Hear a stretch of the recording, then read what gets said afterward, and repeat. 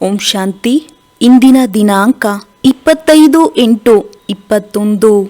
ಮಧುರ ಮಕ್ಕಳೇ, ಶಾಂತವಾಗಿ ಇರುವ ಸ್ವಭಾವವು ಬಹಳ ಒಳ್ಳೆಯದು. ಶಾಂತ ಸ್ವಭಾವ ಉಳ್ಳವರು ಬಹಳ ಮಧುರವೆನಿಸುತ್ತಾರೆ. ವ್ಯರ್ಥ ಮಾತನಾಡುವುದಕ್ಕಿಂತ ಮಾತನಾಡದೇ ಇರುವುದು ಒಳ್ಳೆಯದು. ಪ್ರಶ್ನೆ: ಯಾವ ಮಕ್ಕಳನ್ನು ಸರ್ವರು ಪ್ರೀತಿ ಮಾಡುವರು? ಸ್ವಯಂವನ್ನು ಸುರಕ್ಷಿತವಾಗಿ ಇಟ್ಟುಕೊಳ್ಳುವ ಸಾಧನವೇನಾಗಿದೆ? ಉತ್ತರ: ಯಾರು ಬಹಳ ಆಸಕ್ತಿಯಿಂದ ಪ್ರೀತಿಯಿಂದ ಸರ್ವರ ಸೇವೆ ಮಾಡುವರು ಅವರನ್ನು ಸರ್ವರು ಪ್ರೀತಿ ಮಾಡುವರು. ನಿಮ್ಮಲ್ಲಿ ಎಂದಿಗೂ ಸೇವೆಯ ಅಹಂಕಾರ ಬರಬಾರದು. ತಂದೆಯ ಮೂಲಕ ಯಾವ ಜ್ಞಾನ ಕಸ್ತೂರಿ ಸಿಕ್ಕಿದೆಯೋ ಅದನ್ನು ಅನ್ಯರಿಗೂ ಕೊಡಬೇಕಾಗಿದೆ. ಸರ್ವರಿಗೂ ಶಿವ ತಂದೆಯ ನೆನಪನ್ನು ತರಿಸಬೇಕಾಗಿದೆ. ಈ ನೆನಪಿನ ಯಾತ್ರೆಯಿಂದಲೇ ನೀವು ಬಹಳ ಸುರಕ್ಷಿತವಾಗಿ ಇರುವಿರಿ. ನೆನಪಿನಲ್ಲಿ ಎಷ್ಟಿರುವಿರಿ ಅಷ್ಟು ಖುಷಿಯೂ ಇರುವುದು ಹಾಗೂ ನಡವಳಿಕೆಯೂ ಸುಧಾರಣೆ ಆಗುತ್ತದೆ. ಆತ್ಮಿಕ ತಂದೆಯು ಕುಳಿತು ಆತ್ಮಿಕ ಮಕ್ಕಳಿಗೆ ತಿಳಿಸುತ್ತಾ ಎಷ್ಟೊಂದು ಬುದ್ಧಿವಂತರನ್ನಾಗಿ ಮಾಡಿಬಿಡುವರು. ವಿದ್ಯಾಭ್ಯಾಸವು ಸಹಜವಿದೆಯಲ್ಲವೇ? ಅದಂತೂ ಸ್ಥೂಲ ವಿದ್ಯಾಭ್ಯಾಸವಾಗಿದೆ ಮತ್ತು ಇದು ಸೂಕ್ಷ್ಮ ವಿದ್ಯಾಭ್ಯಾಸವಾಗಿದೆ. ನೀವು ಮಕ್ಕಳು ತಿಳಿದುಕೊಂಡಿದ್ದೀರಿ, ಈ ವಿದ್ಯೆಯನ್ನು ತಂದೆಯಲ್ಲದೆ ಮತ್ಯಾರೂ ಓದಿಸಲು ಸಾಧ್ಯವಿಲ್ಲ. ತಂದೆಯು ಬಂದಿರುವುದೇ ಪವಿತ್ರರನ್ನಾಗಿ ಮಾಡಲು ಹಾಗೂ ಓದಿಸುವುದಕ್ಕಾಗಿಯೇ ಬಂದಿದ್ದಾರೆ. ಗುರಿ ಉದ್ದೇಶವು ತಮ್ಮ ಸನ್ಮುಖದಲ್ಲಿದೆ. ಅಂದ ಮೇಲೆ ಇಂತಹ ತಂದೆಯನ್ನು ನೆನಪು ಮಾಡುತ್ತಾ ಖುಷಿಯಲ್ಲಿ ರೋಮಾಂಚನದಿಂದ ನಿಂತು ಬಿಡಬೇಕಾಗಿದೆ. ಇದು ಸಹ ನೀವು ಮಕ್ಕಳಿಗೆ ಗೊತ್ತಿದೆ. ದಿನ ಕಳೆದಂತೆ ನಾವು ಶಾಂತಿಯಲ್ಲಿಯೇ ಹೋಗಬೇಕಾಗಿದೆ. ಶಾಂತಿಯಂತೂ ಎಲ್ಲರಿಗೂ ಸಹ ಬಹಳ ಪ್ರಿಯವಾಗುವುದು.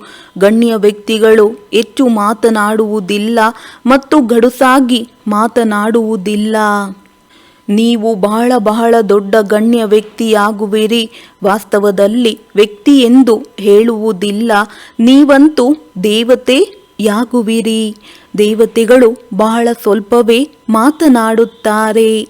ನೀವು ಸಹ ಈಗ ದೇವತೆಗಳಾಗಬೇಕು. ಅಂದ ಮೇಲೆ ಶಬ್ದಕ್ಕೆ ಬದಲಾಗಿ ಶಾಂತಿಯಲ್ಲಿರುವ ಅಭ್ಯಾಸ ಮಾಡಿರಿ. ಶಾಂತಿಯಲ್ಲಿ ಇರುವವರಿಗಾಗಿ ತಿಳಿಯುವರು.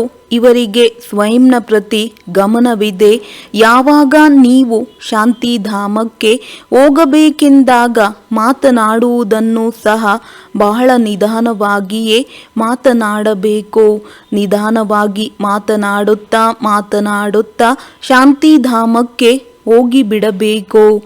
ನೀವೆಷ್ಟು ಶಾಂತಿಯಲ್ಲಿ ಇರುತ್ತೀರಿ ಅಷ್ಟು ಶಾಂತಿಯನ್ನು ಹರಡುತ್ತೀರಿ. ನೀವು ಬಹಳಷ್ಟು ಶಾಂತಿಯಲ್ಲಿಯೇ ಇರಬೇಕು. ಹೆಚ್ಚು ಶಬ್ದದಿಂದ ಮಾತನಾಡುವುದು ಇಷ್ಟವಾಗುವುದಿಲ್ಲ. ಕ್ರೋಧವು ಒಳ್ಳೆಯದಲ್ಲ. ಮಕ್ಕಳಲ್ಲಿ ಇದ್ಯಾವುದೇ ವಿಕಾರಗಳು ಇರಬಾರದು. ನೋಡಿಕೊಳ್ಳಬೇಕು. ನಾವು ಯಾರೊಂದಿಗೂ ಹೊಡೆದಾಟ ಜಗಳವನ್ನಂತೂ ಮಾಡುವುದಿಲ್ಲವೇ? ತಂದೆಯು ತಿಳಿಸಿದ್ದಾರೆ, ಕೆಟ್ಟದನ್ನು ನೋಡಬಾರದು, ಕೆಟ್ಟದನ್ನು ಕೇಳಬಾರದು. ಯಾವ ಮಾತು ನಿಮಗೆ ಇಷ್ಟವಿಲ್ಲವೋ ಆ ಕೆಟ್ಟ ಮಾತುಗಳಿಂದ ನೀವು ದೂರವಾಗಿ ಬಿಡಬೇಕು. ಇದರಿಂದ ಎರಡು ಮುಖಗಳು ಬಂದ್ ಆಗಿರುತ್ತದೆ. ಪ್ರತಿಯೊಂದು ಮಾತಿನಲ್ಲಿಯೂ ದೈವಿ ಗುಣಗಳನ್ನು ಧಾರಣೆ ಮಾಡಿಕೊಳ್ಳಬೇಕು. ಯಾರಾದರೂ ಜೋರಾಗಿ ಮಾತನಾಡಿದರೂ ಹೇಳಿರಿ, ಶಾಂತವಾಗಿರಿ, ಶಬ್ದವನ್ನುಂಟು ಮಾಡದಿರಿ. ನೀವು ತಿಳಿದಿದ್ದೀರಿ, ನಾವು ಶಾಂತಿ ಸ್ಥಾಪನೆ ಮಾಡುತ್ತೇವೆ. ಸತ್ಯಯುಗದಲ್ಲಿ ಶಾಂತಿಯಲ್ಲಿ ಇರುತ್ತೇವಲ್ಲವೇ? ಮೂಲವತನದಲ್ಲಂತೂ ಶಾಂತಿಯೇ ಇರುತ್ತದೆ. ಶರೀರವೇ ಇಲ್ಲದಿದ್ದರೆ ಮಾತನಾಡುವುದಾದರೂ ಹೇಗೆ? ತಂದೆಯು ಮಕ್ಕಳಿಗೆ ಬಹಳ ಒಳ್ಳೆಯ ಶ್ರೀಮತವನ್ನಂತೂ ಕೊಡುತ್ತಾರೆ, ತಿಳಿಸುತ್ತಾರೆ. ಮಧುರ ಮಕ್ಕಳೇ, ಈಗ ನೀವು ತಮ್ಮ ಮನೆಗೆ ನಡೆಯಬೇಕಾಗಿದೆ. ಶಬ್ದದಿಂದ ಮೂವಿಯಲ್ಲಿ ಬರಬೇಕು. ನಂತರ ಶಾಂತಿಯಲ್ಲಿ ಹೊರಟು ಹೋಗುವಿರಿ. ಯಾರೇ ಭೇಟಿಯಾಗುವರೋ ಅವರಿಗೆ ಇದೇ ಸಂದೇಶವನ್ನು ಕೊಡಬೇಕಾಗಿದೆ. ನೀವೆಷ್ಟು ಶಾಂತಿಯಲ್ಲಿ ಇರುತ್ತೀರಿ ಅಷ್ಟು ತಿಳಿದುಕೊಳ್ಳುವರು ಈ ಜನರು ಯಾವುದೋ ಗುಂಗಿನಲ್ಲಿದ್ದಾರೆ. ಶಾಂತಿಯಲ್ಲಿರುವ ಸ್ವಭಾವವು ಬಹಳ ಒಳ್ಳೆಯದು. ಅಂಥವರು ಬಹಳ ಮಧುರವೆನಿಸುತ್ತಾರೆ. ವ್ಯರ್ಥ ಮಾತುಗಳನ್ನು ಮಾತನಾಡುವುದಕ್ಕಿಂತ ಮಾತನಾಡದೇ ಇರುವುದು ಒಳ್ಳೆಯದು. ನೀವು ಸತ್ಯ ಸಂದೇಶವಾಹಕರು ಆಗಿದ್ದೀರಿ. ನಿಮ್ಮೆಲ್ಲರ ಮೇಲೆ ಕೃಪೆ ಇರಬೇಕು. ಕೃಪೆ ತೋರಿಸುವ ಮಕ್ಕಳು ಬಹಳ ಶಾಂತಿಯಲ್ಲಿದ್ದು ತಂದೆಯ ನೆನಪಿನಲ್ಲಿ ಇರುವರು. ಕೇವಲ ಇಷ್ಟೇ ಸಂದೇಶವನ್ನು ಕೊಡಬೇಕಾಗಿದೆ. ಬೇಅದ್ದಿನ ತಂದೆಯನ್ನು ನೆನಪು ಮಾಡುತ್ತೀರೆಂದರೆ ಬೇಅದ್ದಿನ ಸುಖ ಶಾಂತಿ ಸಿಗುವುದು. ಲೌಕಿಕ ತಂದೆಯ ಬಹಳ ಹಣವಿದೆ ಎಂದರೆ ಬಹಳ ಆಸ್ತಿಯು ಸಿಗುತ್ತದೆ ಎಲ್ಲವೇ. ಬೇಅದ್ದಿನ ತಂದೆಯ ಬಳಿಯಂತೂ ವಿಶ್ವದ ರಾಜ್ಯಭಾಗ್ಯವೇ ಇದೆ. ಅವರಿಂದ ಪ್ರತಿ 5,000 ವರ್ಷಗಳ ನಂತರ ನಿಮಗೆ ವಿಶ್ವದ ರಾಜ್ಯಭಾಗ್ಯವು ಸಿಗುವುದು. ನೀವು ಮಕ್ಕಳಿಗೆ ಬಹಳ ಆಸಕ್ತಿಯಿಂದ ಸರ್ವರ ಸೇವೆಯನ್ನು ಮಾಡಬೇಕಾಗಿದೆ. ಪ್ರತಿಯೊಬ್ಬರೂ ಸೇವೆಗೆ ಯೋಗ್ಯರಾಗಬೇಕು. ಯಾರು ಅನ್ಯರ ಸೇವೆಯನ್ನು ಪ್ರೀತಿಯಿಂದ ಮಾಡುವರು ಅವರನ್ನು ಸರ್ವರು ಪ್ರೀತಿಸುವರು. ಎಂದಿಗೂ ಸಹ ಸೇವೆಯ ಅಹಂಕಾರದಲ್ಲಿ ಬರಬಾರದು. ನಿಮಗೆ ತಂದೆಯ ಮೂಲಕ ಜ್ಞಾನದ ಕಸ್ತೂರಿ ಸಿಕ್ಕಿದೆ. ಅದನ್ನು ಅನ್ಯರಿಗೂ ಕೊಡಬೇಕಾಗಿದೆ. ಒಬ್ಬರಿನ್ನೊಬ್ಬರಿಗೆ ಶಿವ ತಂದೆಯ ನೆನಪಿದೆಯೇ ಎಂದು ನೆನಪು ತರಿಸುತ್ತೀರಿ. ಇದರಲ್ಲಿ ಖುಷಿಯೂ ಆಗುವುದು. ನೆನಪು ತರಿಸುವವರಿಗೆ ಧನ್ಯವಾದಗಳನ್ನು ಕೊಡಬೇಕು. ನೆನಪಿನ ಯಾತ್ರೆಯಿಂದ ನೀವು ಮಕ್ಕಳು ಬಹಳಷ್ಟು ಸುರಕ್ಷಿತವಾಗಿ ಇರುತ್ತೀರಿ. ಯಾರೆಷ್ಟು ನೆನಪಿನಲ್ಲಿ ಇರುತ್ತಾರೆಯೋ ಅವರಷ್ಟು ಖುಷಿಯಾಗಿಯೂ ಇರುವರು ಮತ್ತು ನಡವಳಿಕೆಯು ಸುಧಾರಣೆ ಆಗುತ್ತಿರುತ್ತದೆ. ನೀವು ತಮ್ಮ ನಡವಳಿಕೆಯನ್ನು ಅವಶ್ಯವಾಗಿ ಸುಧಾರಣೆ ಮಾಡಿಕೊಳ್ಳಬೇಕಾಗಿದೆ. ಪ್ರತಿಯೊಬ್ಬರೂ ತಮ್ಮ ಹೃದಯದಿಂದ ಕೇಳಿಕೊಳ್ಳಿರಿ. ನಮ್ಮ ಸ್ವಭಾವವು ಬಹಳ ಮಧುರವಾಗಿದೆಯೇ? ಎಂದಿಗೂ ಯಾರನ್ನು ಬೇಸರ ಮಾಡುವುದಿಲ್ಲವೇ? ಇಂತಹ ವಾತಾವರಣವೂ ಸಹ ಎಂದಿಗೂ ಇರಬಾರದು. ಅದರಿಂದ ಯಾರಾದರೂ ಬೇಸರವಾಗಿ ಬಿಡುವರು. ಇಂತಹ ಪ್ರಯತ್ನ ಪಡುತ್ತಿರಬೇಕು. ಏಕೆಂದರೆ ನೀವು ಮಕ್ಕಳು ಬಹಳ ಶ್ರೇಷ್ಠವಾದ ಸೇವೆಯಲ್ಲಿದ್ದೀರಿ. ನೀವು ಇಡೀ ಸೃಷ್ಟಿಯ ರಂಗಮಂಚಕ್ಕೆ ಬೆಳಕನ್ನು ಕೊಡಬೇಕಾಗಿದೆ. ನೀವು ಧರಣಿಯ ಚೈತನ್ಯ ನಕ್ಷತ್ರಗಳಾಗಿದ್ದೀರಿ. ಇದನ್ನು ಹೇಳಲಾಗುತ್ತದೆ ನಕ್ಷತ್ರ ದೇವತಾ. ಈಗ ಆ ನಕ್ಷತ್ರಗಳೇನು ದೇವತೆಯಲ್ಲ. ನೀವಂತೂ ಅದಕ್ಕಿಂತಲೂ ಮಹಾನ್ ಬಲಶಾಲಿ ಆಗಿದ್ದೀರಿ. ಏಕೆಂದರೆ ನೀವು ಇಡೀ ವಿಶ್ವವನ್ನೇ ಪ್ರಕಾಶತೆಗೊಳಿಸುತ್ತೀರಿ. ನೀವೇ ದೇವತೆಯಾಗುವವರೂ ಆಗಿದ್ದೀರಿ. ಹೇಗೆ ಮೇಲೆ ನಕ್ಷತ್ರಗಳ ಶೋಭೆ ಇದೆ. ಕೆಲವು ನಕ್ಷತ್ರಗಳು ಬಹಳ ಹೊಳೆಯುತ್ತಿರುತ್ತವೆ ಮತ್ತು ಕೆಲವು ಸ್ವಲ್ಪ ಕಡಿಮೆ. ಕೆಲವು ಚಂದ್ರಮನ ಸಮೀಪವಿರುತ್ತವೆ. ನೀವು ಮಕ್ಕಳೂ ಸಹ ಯೋಗ ಬಲದಿಂದ ಪವಿತ್ರರಾಗುತ್ತೀರೆಂದರೆ ಹೊಳೆಯುತ್ತೀರಿ. ಈಗ ನೀವು ಮಕ್ಕಳಿಗೆ ಅವಿನಾಶಿ ಜ್ಞಾನ ರತ್ನಗಳ ಲಾಟರಿ ಸಿಗುತ್ತಿದೆ ಅಂದಾಗ ಎಷ್ಟೊಂದು ಖುಷಿ ಇರಬೇಕು. ಒಳಗೆ ಖುಷಿಯಲ್ಲಿ ನರ್ತಿಸುತ್ತೀರಿ. ಈ ನಿಮ್ಮ ಜನ್ಮವು ವಜ್ರ ಸಮಾನ ಎಂದು ಮಹಿಮೆ ಮಾಡಲಾಗುತ್ತದೆ. ನೀವು ಬ್ರಾಹ್ಮಣರೇ ಜ್ಞಾನಪೂರ್ಣರು ಆಗುತ್ತೀರಿ ಅಂದಾಗ ನಿಮಗೆ ಜ್ಞಾನದಲ್ಲಿಯೇ ಖುಷಿ ಇರುತ್ತದೆ. ಈ ದೇವತೆಗಳಿಗಿಂತಲೂ ನೀವು ಶ್ರೇಷ್ಠರಾಗಿದ್ದೀರಿ ಅಂದಾಗ ನಿಮ್ಮ ಚೆಹರೆಯೂ ಸದಾ ಖುಷಿಯಿಂದ ಅರಳಿರಲಿ. ತಂದೆಯು ಮಕ್ಕಳಿಗೆ ಆಶೀರ್ವಾದ ಮಾಡುತ್ತಾರೆ. ಮಧುರ ಮಕ್ಕಳೇ, ಸದಾ ಶಾಂತಚಿತ್ತರಾಗಿರಿ, ಚಿರಂಜೀವಿ ಆಗಿರಿ. ಅರ್ಥಾತ್ ಬಹಳ ಜನ್ಮಗಳವರೆಗೆ ಅಮರರಾಗಿರಿ. ತಂದೆಯಿಂದ ಆಶೀರ್ವಾದವಂತೂ ಸಿಗುವುದು.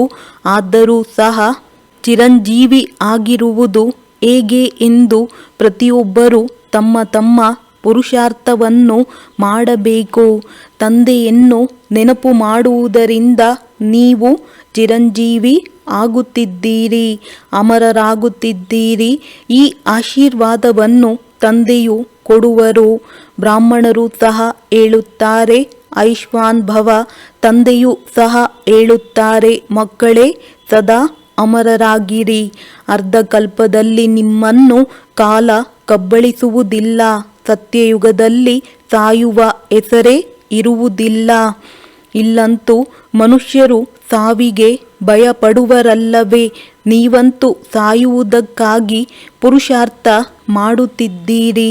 ತಂದೆಯನ್ನು ನೆನಪು ಮಾಡುತ್ತಾ ಈ ಶರೀರವನ್ನು ಬಿಟ್ಟು ಶಿವ ತಂದೆಯ ಬಳಿ ಹೋಗುತ್ತೇವೆ. ನಂತರ ಸ್ವರ್ಗವಾಸಿ ಆಗುತ್ತೇವೆ ಎನ್ನುವುದನ್ನು ನೀವು ತಿಳಿದಿದ್ದೀರಿ.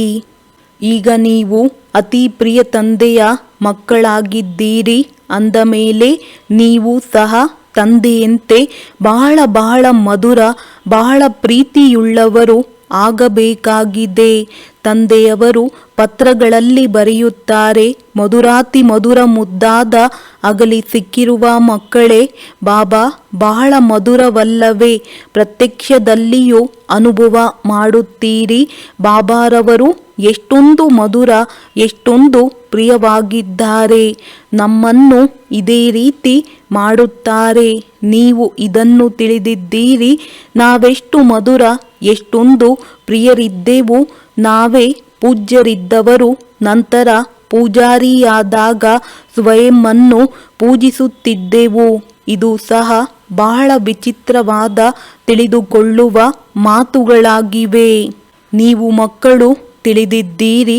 ನಮ್ಮೆಲ್ಲರ ಅರ್ಧಕಲ್ಪದ ದುಃಖವನ್ನು ದೂರಗೊಳಿಸುವಂತಹ ತಂದೆ ಈಗ ಬಂದಿದ್ದಾರೆ. ಹರಹರ ಮಹಾದೇವ ಎಂದು ಹೇಳುತ್ತಾರೆ. ಈಗ ಮಹಾದೇವನಂತೂ ಅವರಲ್ಲ, ದುಃಖವನ್ನಂತೂ ತಂದೆಯೇ ಹರಣ ಮಾಡುವರು. ದುಃಖವನ್ನು ಹರಣ ಮಾಡಿ ಸುಖ ಕೊಡುವವರು ತಂದೆಯಾಗಿದ್ದಾರೆ. ಅರ್ಧಕಲ್ಪದಲ್ಲಿ ನೀವು ಬಹಳ ದುಃಖವನ್ನು ನೋಡಿದ್ದೀರಿ. 5 ವಿಕಾರಗಳ ರೋಗವಂತೂ ಬಹಳಷ್ಟು ಹೆಚ್ಚಾಗಿ ಬಿಟ್ಟಿದೆ. ಈ ರೋಗವು ಬಹಳ ದುಃಖಿಯನ್ನಾಗಿಯೂ ಮಾಡಿದೆ. ಆದ್ದರಿಂದ ತಂದೆಯು ಹೇಳುವರು, ಮಧುರ ಮಕ್ಕಳೇ, ಕರ್ಮಗಳ ಖಾತೆ ಏನಿದೆಯೋ ಅದನ್ನೀಗ ಸರಿಪಡಿಸಿಕೊಳ್ಳಿರಿ. ವ್ಯಾಪಾರಿಗಳು ಸಹ 12 ತಿಂಗಳು ಖಾತೆಯನ್ನು ಇಡುತ್ತಾರಲ್ಲವೇ? ತಂದೆಯು ತಿಳಿಸುತ್ತಾರೆ, ಮಕ್ಕಳೇ, ಈಗ ಇಡೀ ಸೃಷ್ಟಿಯಲ್ಲಿ ಎಷ್ಟೊಂದು ಕೊಳಕಿದೆ, ಅಶುದ್ಧತೆ ನೋಡಿ. ಇದಂತೂ ಇರುವುದೇ ನರಕ. ಅದಕ್ಕಾಗಿಯೇ ತಂದೆಯು ನರಕವನ್ನು ಸ್ವರ್ಗವನ್ನಾಗಿ ಮಾಡಲು ಬರಬೇಕಾಗುವುದು.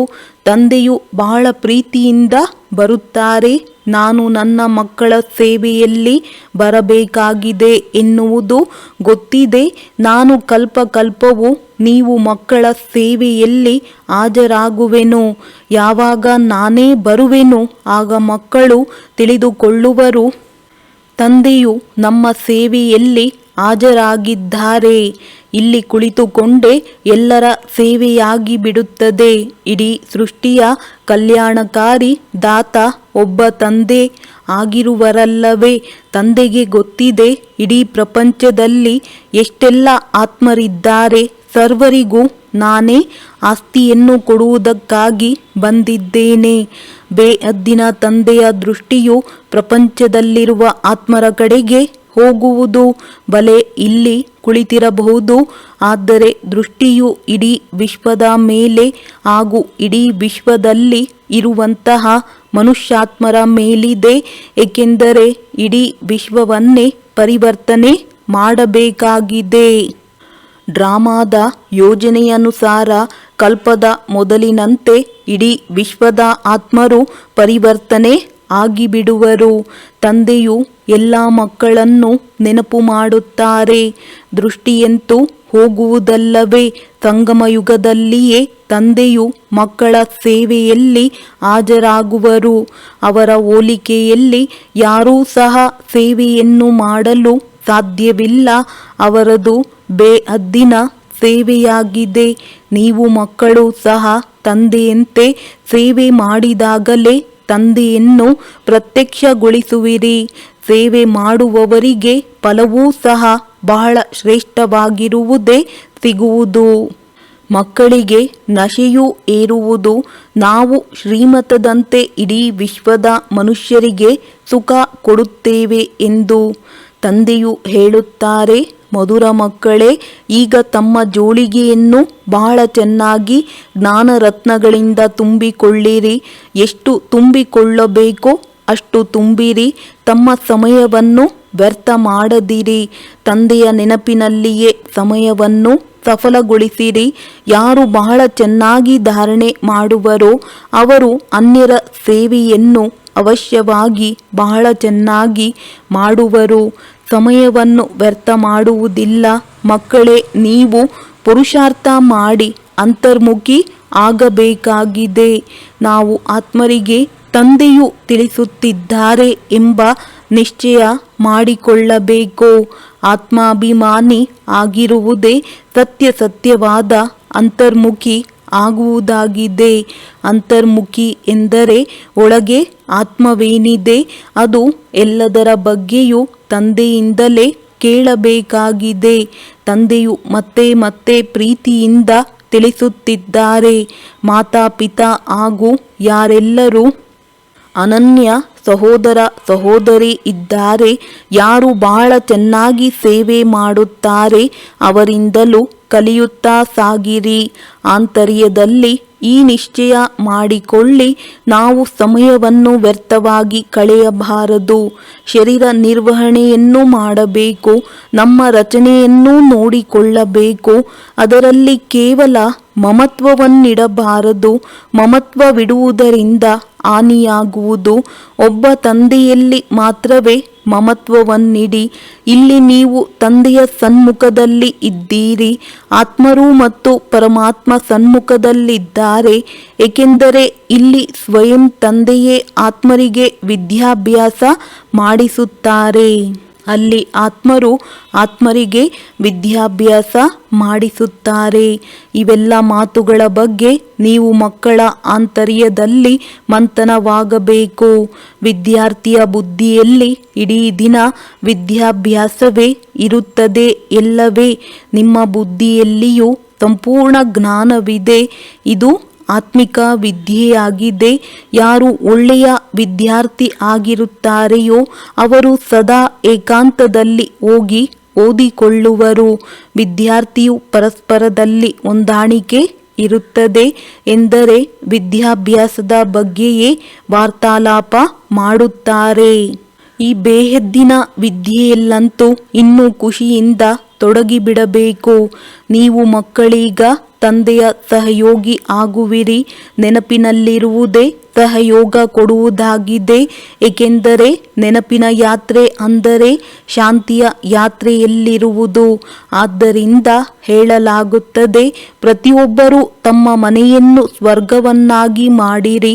ಪ್ರತಿಯೊಬ್ಬರ ಬುದ್ಧಿಯಲ್ಲಿ ತಂದೆ ಮತ್ತು ಆಸ್ತಿ ಇದೆ. ತಂದೆಯನ್ನು ನೆನಪು ಮಾಡುತ್ತೀರೆಂದರೆ ರಾಜ್ಯಭಾಗ್ಯವು ಸಿಗುವುದು. ಮತ್ತೇನು ಮಾಡಬೇಕಾಗಿಲ್ಲ. ಕೇವಲ ತಮ್ಮನ್ನು ಆತ್ಮನೆಂದು ತಿಳಿದು ತಂದೆಯನ್ನು ನೆನಪು ಮಾಡುತ್ತೀರೆಂದರೆ ರಾಜ್ಯಭಾಗ್ಯ ನಿಮ್ಮದು. ನೀವು ಮಕ್ಕಳು ಎಲ್ಲರಿಗೂ ಇದೇ ಸಂದೇಶವನ್ನು ಕೊಡುತ್ತೀರಿ.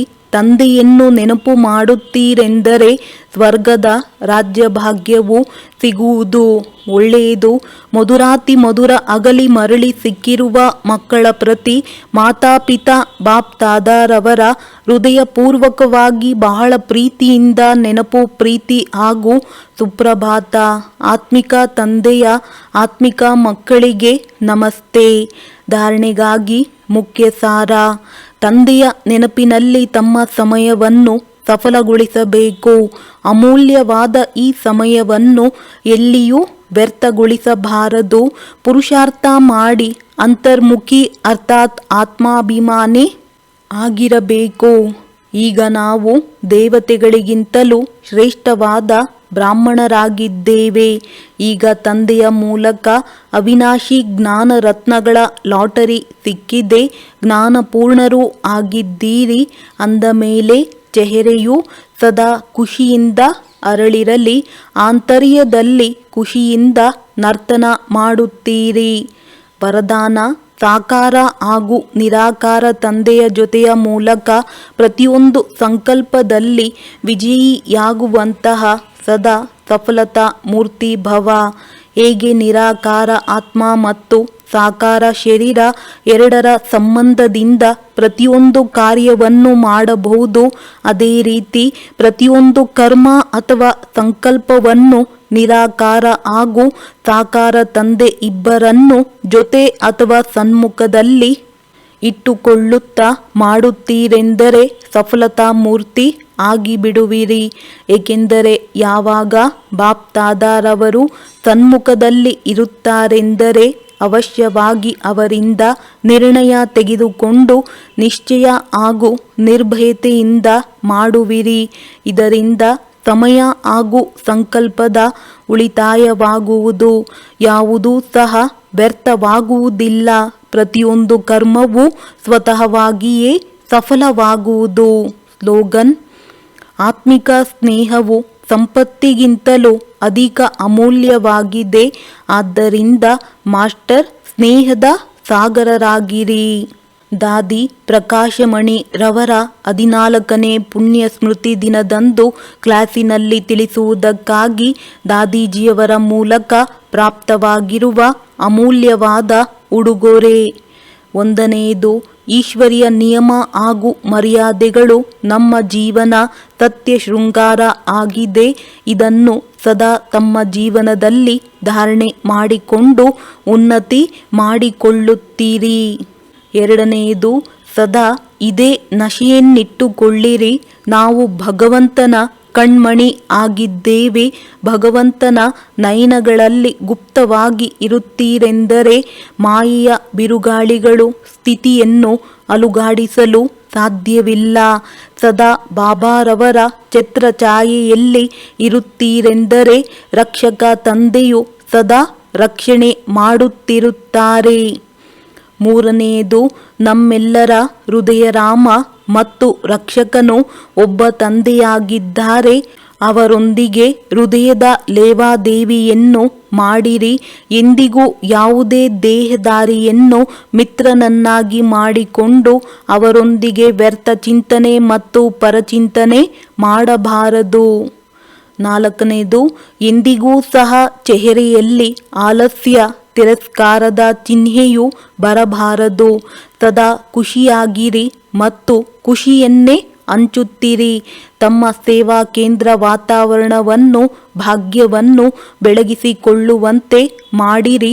ಅದು ಪ್ರತಿಯೊಬ್ಬರನ್ನು ಭಾಗ್ಯಶಾಲಿಯನ್ನಾಗಿ ಮಾಡಿಬಿಡಬೇಕು. 5, ಅಂತರ್ಮುಖಿಯಾಗಿದ್ದು ಮುಖ ಹಾಗೂ ಮನಸ್ಸಿನ ಮೌನವನ್ನಷ್ಟೇ ಧಾರಣೆ ಮಾಡುವಿರಿ. ಅಷ್ಟು ಸ್ಥಾನದ ವಾಯುಮಂಡಲವು ಲೈಟ್ ಮೈಟ್ನಿಂದ ಸಂಪನ್ನವಾಗುವುದು ಹಾಗೂ ಅದರ ಪ್ರಭಾವವು ಬರುವವರ ಮೇಲೆ ಬೀರುತ್ತದೆ. ಇದೇ ಸೂಕ್ಷ್ಮವಾಗಿ ಸಕಾಶ ಕೊಡುವ ಸೇವೆಯಾಗಿದೆ. ಯಾವುದೇ ಕಾರಣಕ್ಕೆ ವಶರಾಗಿ ನನ್ನದು ನಿನ್ನದು ಎನ್ನುವುದರಲ್ಲಿ ಬಂದು ಪರಸ್ಪರದಲ್ಲಿ ಮತಭೇದದಲ್ಲಿ ಬರಬಾರದು. ಪರಸ್ಪರದಲ್ಲಿನ ಮನಸ್ತಾಪಗಳೇ ಸೇವೆಯಲ್ಲಿ ಅತಿ ದೊಡ್ಡ ವಿಘ್ನವಾಗಿದೆ. ಈಗ ಈ ವಿಘ್ನದಿಂದ ಮುಕ್ತರಾಗಿರಿ ಹಾಗೂ ಅನ್ಯರನ್ನು ಮುಕ್ತಗೊಳಿಸಿರಿ.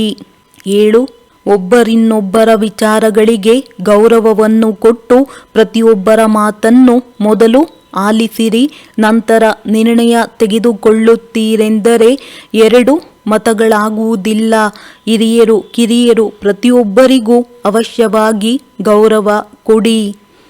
8, ಈಗ ಬಾಬಾರವರ ಮಕ್ಕಳೆಲ್ಲರೂ ಅಂತಹ ಸಂತುಷ್ಟತೆಯ ಗಣಿಯಾಗಬೇಕು. ಅದರಿಂದ ತಮ್ಮನ್ನು ನೋಡಿ ಪ್ರತಿಯೊಬ್ಬರೂ ಸಂತುಷ್ಟವಾಗಿ ಬಿಡಬೇಕು. ಸದಾ ಸಂತುಷ್ಟವಾಗಿ ಇರಬೇಕು ಹಾಗೂ ಅನ್ಯರನ್ನು ಸಂತುಷ್ಟ ಪಡಿಸಿರಿ. 9, ಸದಾ 4 ಮಂತ್ರಗಳನ್ನು ನೆನಪಿಟ್ಟುಕೊಳ್ಳಿರಿ. 1. ಎಂದಿಗೂ ಹುಡುಗಾಟಿಕೆಯಲ್ಲಿ ಬರಬಾರದು, ಸದಾ ಅಲರ್ಟ್ ಆಗಿರಬೇಕು. 2. ಯಾರನ್ನು ತಿರಸ್ಕರಿಸಬಾರದು, ಸರ್ವರ ಪ್ರತಿ ಶುಭ ಭಾವನೆಯನ್ನಿಡಬೇಕು. 3. ಯಾರೊಂದಿಗೂ ಈರ್ಷ್ಯೆ ಪಡಬಾರದು, ಉನ್ನತಿಯ ಸ್ಪರ್ಧೆಯನ್ನೇ ಮಾಡಬೇಕು. 4. ಎಂದಿಗೂ ಸಹ ಯಾವುದೇ ವ್ಯಕ್ತಿ, ವಸ್ತು ಅಥವಾ ವೈಭವದ ಕಡೆ ಪ್ರಭಾವಿತರು ಆಗಬಾರದು, ಸದಾ ಒಬ್ಬ ತಂದೆಯದೇ ಪ್ರಭಾವದಲ್ಲಿರಬೇಕು. 10. ನಾವೆಲ್ಲರೂ ರಾಯಲ್ ತಂದೆಯ ರಾಯಲ್ ಮಕ್ಕಳಾಗಿದ್ದೇವೆ. ಸದಾ ಸ್ವಯಂನಲ್ಲಿ ರಾಯಲ್ಟಿ, ಘನತೆ ಹಾಗೂ ಪವಿತ್ರತೆಯ ಸಂಸ್ಕಾರವನ್ನು ತುಂಬಿಕೊಳ್ಳಬೇಕು. ಗುಲಾಮರಾಗುವ ಸಂಸ್ಕಾರಗಳಿಂದ ಮುಕ್ತರಾಗಿ ಇರಬೇಕು. ಸತ್ಯತೆಯನ್ನೆಂದಿಗೂ ಬಿಡಬಾರದು. 11. ನಿತ್ಯವೂ ಪ್ರತಿಯೊಬ್ಬರೂ ಅವಶ್ಯವಾಗಿ ಪ್ರತಿ ಗಂಟೆಯಲ್ಲಿ 5 ನಿಮಿಷಗಳಾದರೂ ಶಾಂತಿಯ ಅನುಭೂತಿಯನ್ನು ಮಾಡುತ್ತೀರೆಂದರೆ ಅನೇಕ ಮಾತುಗಳಿಂದ ವಿಜಯಿಗಳಾಗುವ ಶಕ್ತಿಯು ಬರುವುದು.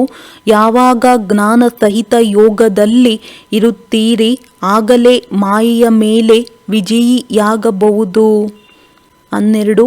ಸೇವೆಯ ಜೊತೆಗೆ ಸ್ವಸ್ಥಿತಿಯು ಏಕರಸವಾಗಿರಲಿ.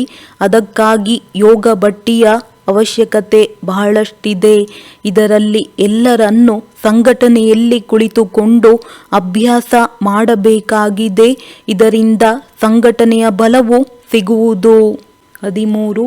ತಮ್ಮ ಚೆಹರೆಯಲ್ಲೆಂದಿಗೂ ಸಹ ಬೇಸರ, ತಿರಸ್ಕಾರದ ಚಿಹ್ನೆಗಳೇ ಕಾಣಿಸಬಾರದು.